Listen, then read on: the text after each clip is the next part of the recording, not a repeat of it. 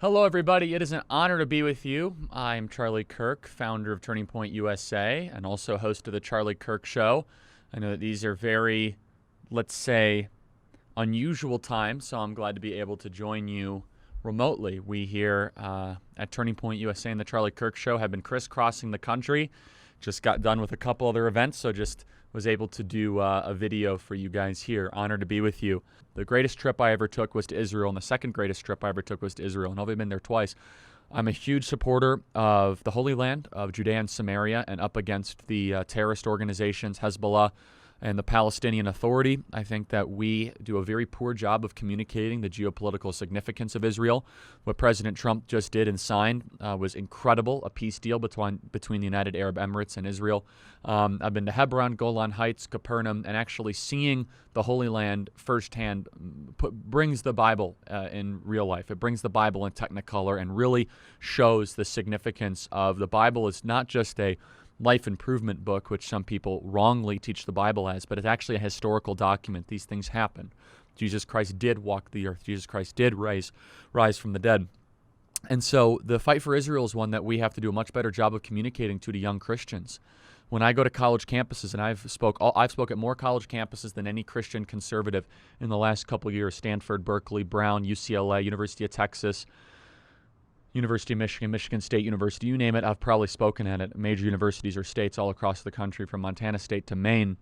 And I am confronted many times by young Christians that believe that Israel is an oppressive apartheid state that basically should not exist in its current form.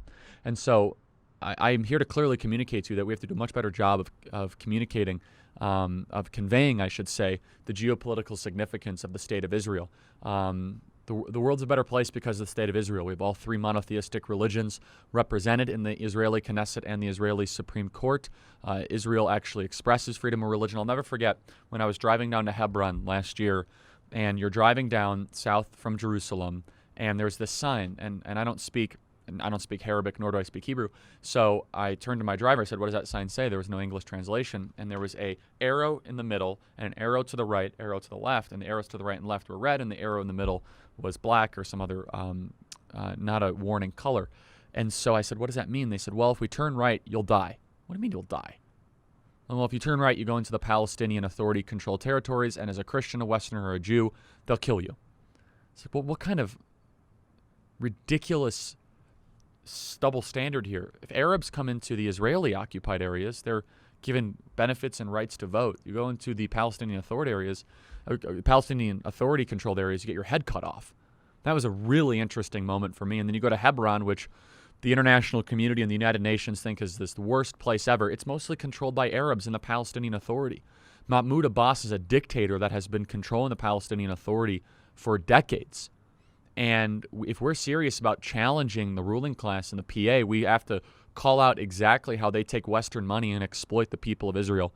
So I'm honored to be able to call myself a proud defender of Israel. I've visited there many times.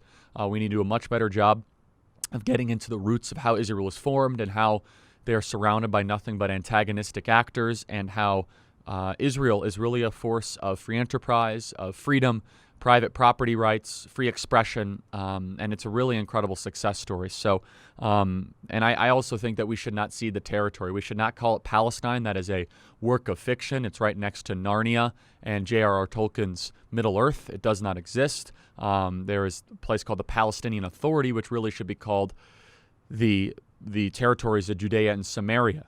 The people that live in Judea and Samaria have really nothing with the non-contiguous parts of Gaza. Israel never should have been given up their rights to Gaza. It was one of the biggest mistakes Israel ever made.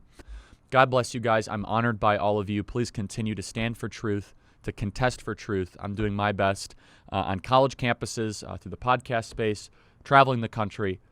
Thank you guys so much for having me. I consider it an honor. I'll continue to pray for all of you that I know are watching this, and please continue to pray for us. And thank you, and God bless our country.